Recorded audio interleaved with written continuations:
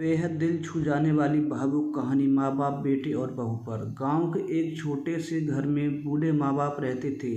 शरीर से कमज़ोर थे, दिल से कमज़ोर थे। उनका एक ही सहारा था, उनका बेटा, जो अपनी पत्नी के साथ शहर में रहता था।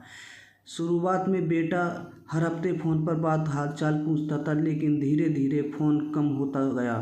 फिर महीने तक खामोशियाँ छा गईं। माँ हर दिन दरवाजे पर बैठ जाती थी, आंखें रास्ता निहारती रहती थी। शायद आज मेरा बेटा आ जाएगा। पिता अंदर खाट पर लेटे रहते थे और कहते थे कि शायद आज आ जाएगा। उधर शहर में बहू अक्सर कहती थी, गांव में क्या रखा है, हम अपनी ज़िंदगी में खुश हैं। और बेटा अपनी जिम्मेदारियों और बातों के लिए बीच कहीं अपने माँ बाप को भूलता चला गया। एक दिन गांव में खबर फैलती, पिता की तबीयत बहुत ख़राब है। किसी ने शहर में बेटे को खबर दी। वह भागा भागा आया और गांव पहुंच गया।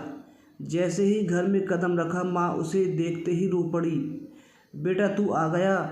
पिता के कांपते हाथ से उसका हाथ पकड़ा और धीमी आवाज़ में बोलते, बस तुझे देखा था, अब चैन की सांस आई है।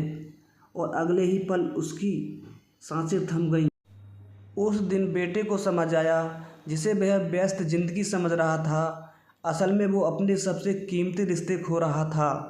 वह माँ के पास बैठकर फूट फूट कर रोने लगा। मैंने माँ बहुत देर कर दी।